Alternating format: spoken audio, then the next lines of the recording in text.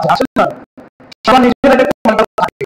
তো নিজের সঙ্গে টাকা আছে, এটাকে যদি কারো মনে করেন ব্যাংকে জমা রেখেছে, সেভিংস অ্যাকাউন্ট করেছে, সেখানে জমা রেখেছে, এরকম যদি কারো থাকে, এই টাকাগুলো অবস্থায় আপনাকে আগে কাউন্ট করতে হবে, আগে যোগ করতে হবে। যোগ করার পর আপনি দেখবেন আপনার কতগুলো টাকা রয়েছে। যদি মনে করেন আপনার টাকা 1,00,000 টাকা থাকে, এক্সাম্পল 50,000 টাকা আছে, এখন সেখান থেকে টাকাটাকে মাইনাস করতে হবে। তার কাছে কে কত টাকা পায়, সেটা তার কাছে কত ভাড়া নিচ্ছে, বাকি কোনো দৃষ্টি নিচ্ছে, তাকে পরিশোধ করতে পারবে না পুরো, সেটা মাইনাস করবে। মাইনাস করার পর কত যেমন আমি বলেছিলাম যে বর্তমান রূপার ভরি দাম কত, একবার বলেছিলেন 1800। 1800 করে যদি হয় তখন কত টাকা কাছে করে নেবেন। আমি 1800 হিসেবে আপনাদেরকে উদাহরণ হিসেবে পেশ করছি। 1800 টাকা যদি রূপার এক ভরি দাম যদি 1800 টাকা হয়, তাহলে সাড়ে 12 ভরি দাম হচ্ছে আপনার 94,500। 94,500। এখন আপনি আপনার যত টাকা আছে সেখান থেকে কিছু টাকা আপনার কাছ থেকে এটা ম্যানেজ করে দেওয়া হবে, আপনি দেবেন। আপনার কাছে 95,000 টাকা আছে কিনা, যদি আপনার কাছে 95,000 টাকা মতো থাকে তাহলে আপনি আপনার কোরবানি দেওয়া আছে। আর যদি আপনি ম্যানেজ করার পর কম টাকা আপনার কাছে অবশিষ্ট রয়েছে, তাহলে আপনার উপরে কোরবানি দেওয়া ওয়াজিব না। শরীয়তের পক্ষ থেকে আপনার উপরে কোরবানি দেওয়া ওয়াজিব হয়। যদি আপনি ইসলামের অধিকারী হন তবে আপনার উপরে শরীয়তের পক্ষ থেকে কোরবানি দেওয়া ওয়াজিব হবে। এই বিষয়টা একটা ব্যক্তি শুধু নয়, প্রত্যেক ব্যক্তি ব্যাপার প্রযোজ্য। একটা ফ্যামিলিতে যদি আপনার প্রত্যেক ব্যক্তি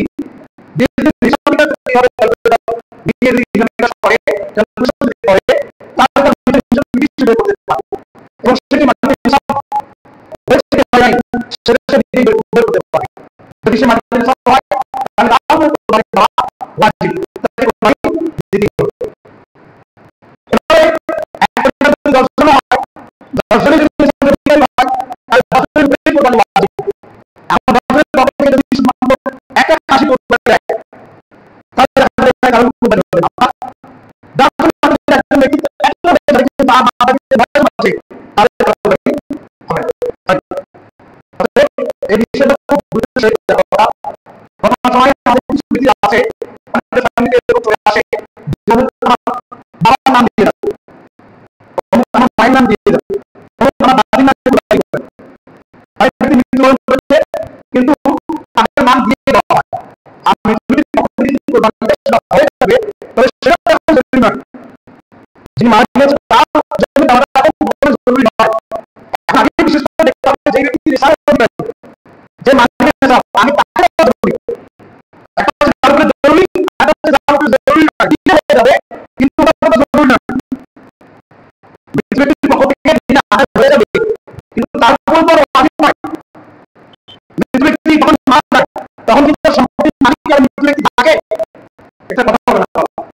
যখন কোনো ব্যক্তি মারা যায় তখন তার সম্পত্তি ছিল অবস্থায়, কিন্তু যখন মারা যায় তারপর সম্পত্তির কোনো সম্পত্তি তার আওতা থাকে, সমস্ত সম্পত্তিগুলো তার পরিবার যারা তার হয়ে যায়। তো যখন এখন মৃত্যু ব্যক্তির পক্ষ কোনো কিছুই থাকে নষ্টতা, তাহলে তার উপর আমি দেওয়া উচিত নয়। কতবার অমুকের নাম দিয়েছিলাম, এবার তার নাই, এবার অমুকের নাম দেব। একটা ফ্যামিলিতে মনে করেন 10 জন, 5 জন ভাই আছে। এখন মনে করেন বাবা জীবিত আছে, এখন বাবা দিতে চাচ্ছে, ঠিক আছে বাবা তো দিবে, বাবা যদি নিসাবের অধিকারী হয় বাবার নাম তো থাকবে, কিন্তু ছেলেরা তারাও তো ইনকাম করে, তারা ইনকাম করে তারাও যদি নিসাবের অধিকারী হয় তাহলে তাদের পক্ষ থেকে আদায় করতে হবে। এখন যারা নিসাবের অধিকারী তাদের নাম যদি আপনি না দেন, তাদের পক্ষ থেকে যদি কুরবানি না দেন, তাহলে তাদের পক্ষ থেকে তো আদায় হলো না। অনেকে করে এবছর এই 3 জনের নাম দিলাম, আগামী বছর তাদের নাম নাই, অন্য আর 3 জনের নাম দেব, তারপরে বছর এদের নাম হয়েছে, বউ যারা আছে আমার তাদের নাম দেব। এইভাবে সায়রে তাফরিহ করে, ঘুরাঘুরি করে, মানে একটা চক্র। 1 2 3 4 এই দিক দিয়ে এভাবে ঘোরাঘুরি করে এইভাবে প্রথম এবছর এই 3 জনের নাম গেছে, পরের বছর এদের নাম নাই, তারপরে অন্যান্য যারা আছে তাদের নাম, তারপরে আবার অন্যান্য যারা আছে তাদের নাম, এইরকম ভাবে অনেকে ঘোরাঘুরি করে। কিন্তু এখানে সতর্কতা এটা অবলম্বন করতে হবে, বুঝতে হবে, দেখতে হবে যে যাদের নাম দিচ্ছেন তারা কি নেশাবের অধিকারী হয়েছে কি হয় নাই। যদি নেশাবের অধিকারী হয় তাহলে তো ঠিক আছে, কিন্তু দেখা যাচ্ছে যাদের নাম দিলেন তারা নেশাবের অধিকারী নয়, আর যাদের পক্ষ থেকে দেন নাই তারা নেশাবের অধিকারী, তাহলে তাদের পক্ষ থেকে তো আদায় হলো না, তারা গুনাহগার হয়ে যাবে। আসল এখন আসি कुर्बानी वाजिब হওয়ার জন্য যে শর্তগুলো আছে নিসাবের অধিকারী হওয়া, कुर्बानी वाजिब होने के शराइत ये है इस्लाम यानी गैर मुस्लिम पर कुर्बानी वाजिब नहीं।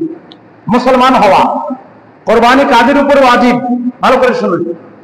আমার কাছে এক বাহারে শরীয়ত এটির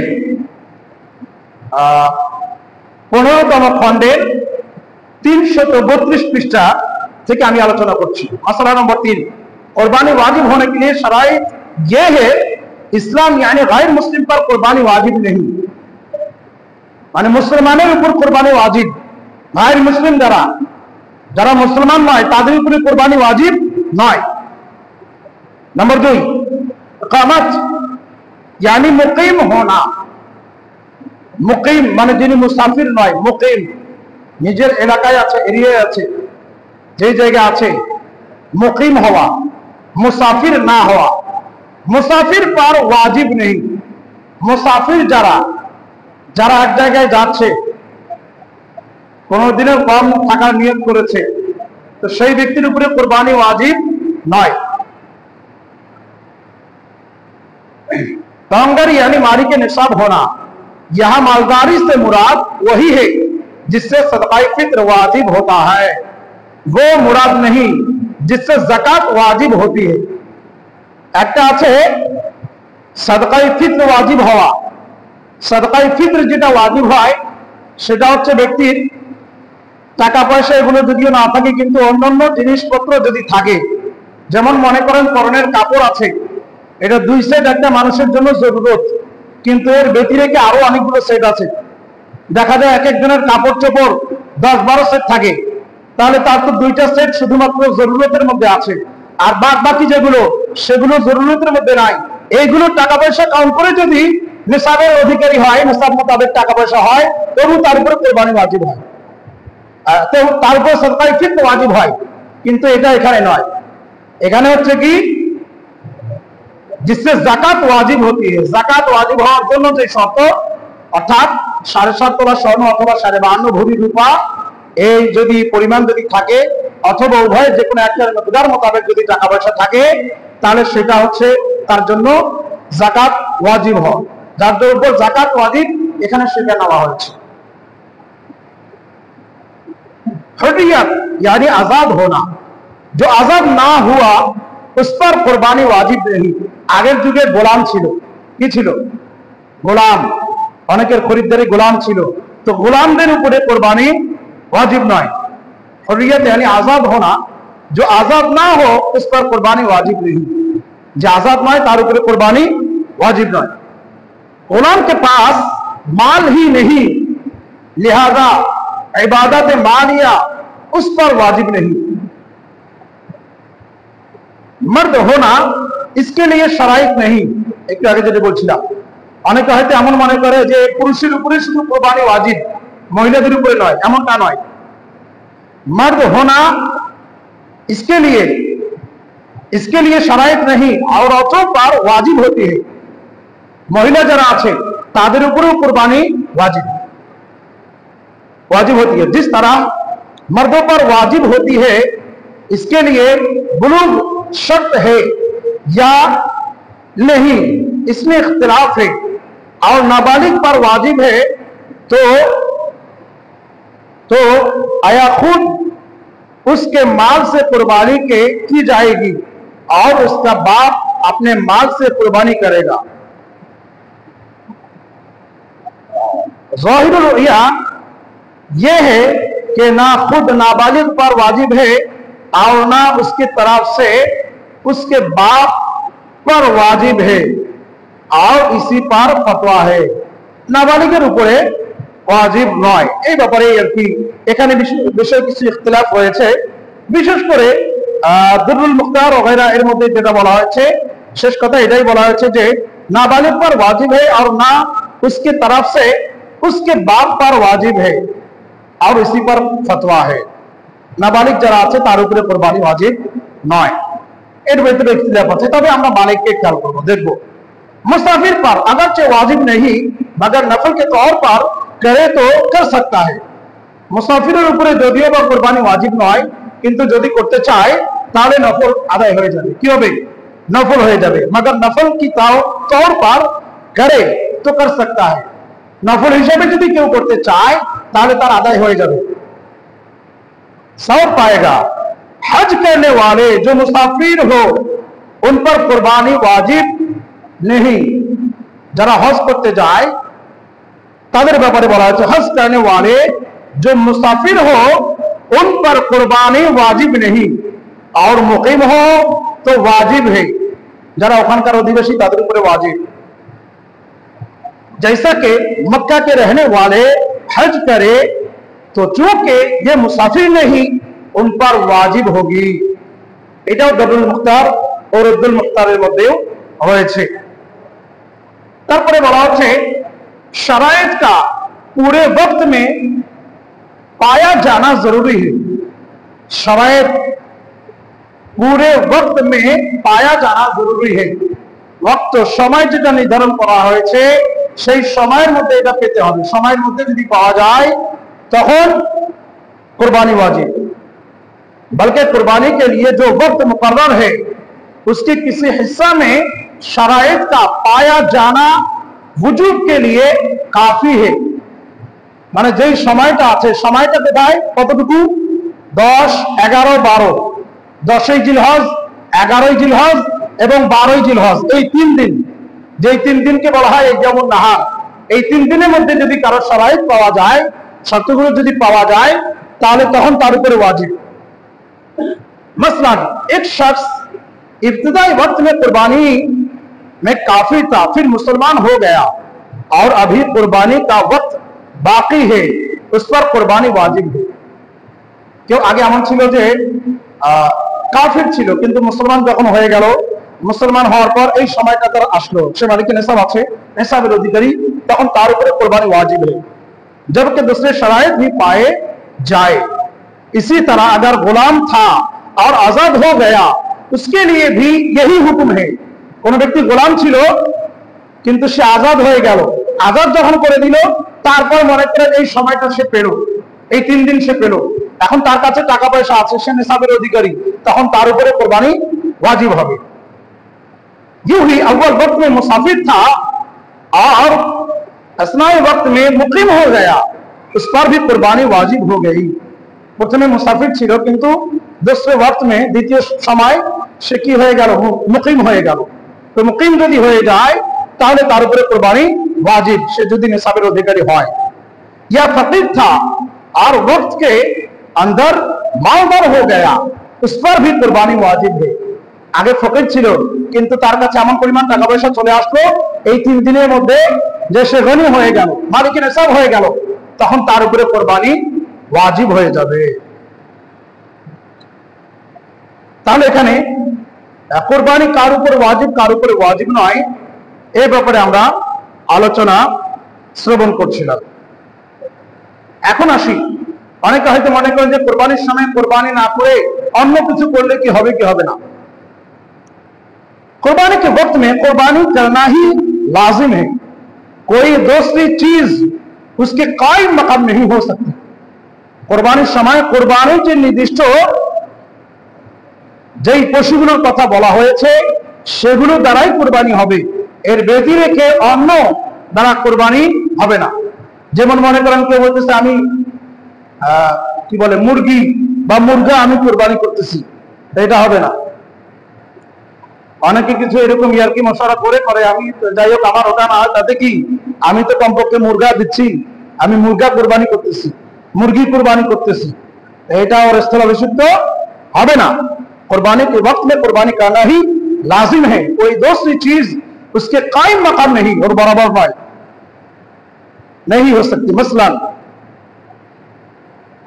बजाय कुर्बानी उसने बकरी या उसकी कीमत सदका कर दी, या ये ना काफी है, उसमें रियायत हो सकती है, यानी खुद करना जरूर नहीं बल्कि दूसरे को इजाजत दे दी, उसने कर दी, ये हो सकता है। অনেকে আবার এরকম করে যে অনুমতি দিয়ে দিল কোনো মাদ্রাসায় বা কোনো জায়গায় যে আমার নামে এটা কুরবানি করে দিবেন, তাহলে সে যখন অনুমতি দিল আর তারা যখন করে নিল তার পক্ষ থেকে এটা আদায় হয়ে যাবে। কুরবানির সময় এই 3 দিন এই সময় কুরবানি করতে হবে। এখন এই 3 দিনের মধ্যে আপনারা মনে করেন কোন ব্যক্তির কুরবানির পশু হারায় গেল, সে যদি নিসাবের অধিকারী হয়, সে যে কোনো জায়গা থেকে হোক না কেন তাকে কুরবানি পশু নিয়ে আসে, তাকে কুরবানি করতে হবে যদি সে নিসাব পরিমাণ টাকা থাকে। এখন মনে করেন যদি এমন হয়ে গেল সে নিসাব পরিমাণ টাকা আছে কিন্তু সে করতে যাচ্ছে না, বলছে না আমি এখন কুরবানি করব না, আমি এখন এই টাকা যেটা আছে এটা সদকা করে দেব। কুরবানির দিন অর্থাৎ 10ই জিলহজ, 11ই জিলহজ, 12ই জিলহজ, এই 3 দিনে কোন ব্যক্তি যদি এরকম করে যে না আমি কুরবানি করব না, কুরবানির যেটা টাকা পয়সা এটা আমি সদকা করে দেব, তাহলে এটা তার জন্য জরুরি নয়, এটা হবে না। এই 3 দিনের মধ্যে আপনাকে কুরবানি করতে হবে। কুরবানির জন্য এই জন্য 3 দিন খাস করা হয়েছে, 10, 11 এবং 12 জিলহজ, এই 3 দিন কুরবানির টাইম। এই সময় কুরবানি করতে হবে।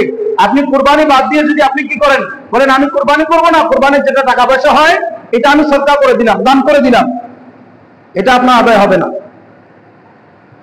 এই সময়ের মধ্যে আপনাকে কুরবানি করতে হবে। কুরবানি করাটাই হচ্ছে আপনার জন্য জরুরি। আপনি যদি কুরবানি বাদ দিয়ে আপনি কি করেন, বলেন যে না আমি কুরবানি করব না, আমি এটা সদকা করে দিলাম, টাকা পয়সা দিয়ে দিলাম, শুধু হবে না। যেটা বলছিলাম कुर्बानी का वक्त 10वीं जिलहिज्जा के तुलुए सुबह सादिक से 12वीं के गुरूब आफ्ताब तक है। যেটি আমি আগে বলছিলাম অর্থাৎ কুরবানির যে সময়টা এটা কখন থেকে শুরু হয়। 10 তারিখ কুরবানি का वक्त 10वीं जिलहिज्जा के तुलुए सुबह যখন হয়, তুলুয়ে সুবহ মানে যখন সূর্য উদয় হয়, এই সূর্য উদয়ের পর থেকে নিয়ে শুরু করে তুলুয়ে সুবহ সাদিক से 12वीं के गुरूब आफ्ताब तक, गुरूब आफ्ताब यानी সূর্য যে ডুবে যায়, 12 তারিখ সূর্য ডুবার আগ পর্যন্ত এই সময়টা হচ্ছে কুরবানির সময়। यानी 3 दिन 2 रातें, और उन दोनों को अय्यामुन नहर कहते हैं। और 11 से 13 तक 3 दिनों को अय्यामुत तशरीक कहते हैं। अय्यामुत तशरीक এটা অর্থাৎ 13 তারিখ পর্যন্ত, এটা তার পর পর্যন্ত। लिहाजा नेस के दोनों अय्यामुन नहर व अय्यामुत तशरीक दोनों में और पहला दिन यानी 10वीं जिलहिज्जा सिर्फ यौमुन नहर है, और पिछला दिन यानी 13वीं जिलहिज्जा सिर्फ यौमुत तशरीक है। यौमुत तशरीक যেটা আছে এটা হচ্ছে 5 দিন। আইয়ামুত তাশরিক তাকবীরে তাশরিক যেটা পড়া হয় 9 তারিখ থেকে শুরু করে 13 তারিখ পর্যন্ত, 9 তারিখ থেকে শুরু করে 13 তারিখ পর্যন্ত আইয়ামে তাশরিক পড়া হয়। আইয়ামে তাশরিক কি? প্রত্যেক ফরজ নামাজের পরে আমরা উঁচু আওয়াজে আল্লাহু আকবার, লা ইলাহা ইল্লাল্লাহু আল্লাহু আকবার ওয়া লিল্লাহিল হামদ, প্রত্যেক ফরজ নামাজের পরে এটা ইমাম মুক্তাদি সবার উপরে পড়া জরুরি, সবাইকে পড়তে হয়। যদি ইমাম সাহেব ভুলে যায় তাহলে মুক্তাদিদেরকে স্মরণ করে দেওয়া জরুরি। তো এটা হচ্ছে আইয়ামুত তাশরিক। আইয়ামুত তাশরিক হচ্ছে 5 দিন। কয় দিন? 5 দিন। 9 তারিখ, 10 তারিখ, 11 তারিখ, 12 তারিখ, 13 তারিখ, 13 তারিখ আসর পর্যন্ত। এটা হচ্ছে আইয়ামুত তাশরিক, তাকবীর পাঠ করা। আর আইয়ামুন নাহার এটা হচ্ছে কয়দিন? 10, 11, 12, 3 দিন। মানে 10 তারিখ কুরবানি করা, 10 তারিখ যখন সূর্য উদয় হবে তারপর থেকে এটা সময়। তবে এখানে সূরা কাউসারের মধ্যে রয়েছে ফাসাল্লি লিরাব্বিকা ওয়ানহার, হাবিব আপনি আগে নামাজ পড়ুন তারপরে কুরবানি করুন। কুরবানির দিনে আগে নামাজ পড়তে হবে তারপরে কুরবানি করতে হবে। আগে নামাজ পড়বো তারপরে কি করব? কুরবানি করব। তো নামাজের পরপরেই কুরবানি করা এটা হচ্ছে জরুরি। তবে সময় যেটা শুরু আছে সেটা হচ্ছে কি, অর্থাৎ সূর্যোদয় হওয়ার পর থেকে এটা সময় শুরু, এবং কি এটা 12 তারিখ সূর্য ডুবার আগ পর্যন্ত এই 3 দিন হচ্ছে আইয়ামুন নাহার, কুরবানির দিন। এই 3 দিনে যদি অর্থাৎ যে ব্যক্তি নেশাবের অধিকারী তাদেরকে কুরবানি করতে হবে। এখন আসি, দিনে তো কুরবানি করে আর রাত্রেবেলা কুরবানি করা যাবে কি যাবে না? তো যেহেতু এটা খাস করে মখসুস একটা সময় একটা লিমিট করা আছে, এই জন্য দিনের বেলা করাটা হচ্ছে উত্তম। তবে যদি কোনো ব্যক্তি কোনো কারণবশত যদি দিনে করতে না পারে, রাত্রেও যদি কুরবানি করে তবু আদায় হয়ে যাবে। ভালো করে শুনেন, আর রাতেও যদি কোনো ব্যক্তি কুরবানি করে এই 3 দিন 10, 11, 12 এই সময়ের মধ্যে, তবে প্রথম দিন করাটা হচ্ছে আফজল, উত্তম। যদি প্রথম দিন করতে না পারে দ্বিতীয় দিন, দ্বিতীয় দিন না পারলে তৃতীয় দিন, তৃতীয় দিন একেবারে মাগরিবের আগ পর্যন্ত সময়। এখন মনে করেন যদি কোনো ব্যক্তি আবার এরকম করে ফেলে, এটা রাখতে রাখতে পশু রাখতে রাখতে একদিন গেল, 2 দিন গেল, 3 দিনও শেষ, মাগরিব পার হয়ে গেছে, এরপর যদি আবার কুরবানি করে, মানে 12 তারিখ মাগরিবের পর যদি কুরবানি করে, তখন তার কুরবানি এটা গ্রহণযোগ্য হবে না। 12 তারিখ সূর্য ডুবার আগ পর্যন্ত এই সময়ের মধ্যে কুরবানি করলে কুরবানি হবে। আপনি যদি রাখতে রাখতে এত সময় পার করলেন, এই দেখা যায় মাগরিবও পার হয়ে গেল, এখন এটা আপনার কুরবানির মধ্যে শামিল হবে না। তখন আপনাকে কি করতে হবে? ওটা যদি তারপরে যদি আপনি করেন, তখন আপনাকে পুরাটাই সদকা করে দিতে হবে। এটা আপনার তখন কুরবানি হলো না।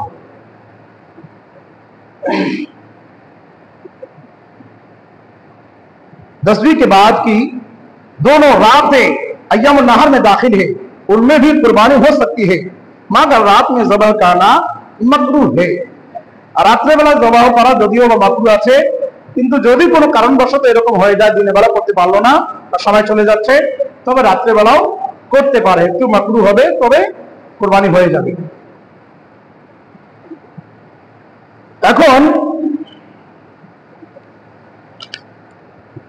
কোরবানির ব্যাপারে বড় যেগুলো জানোয়ার আছে, যেমন মনে করেন, আগে এটা আমরা শুনে নেই যে কোরবানির পশু কয় ধরনের। কোরবানির পশু হচ্ছে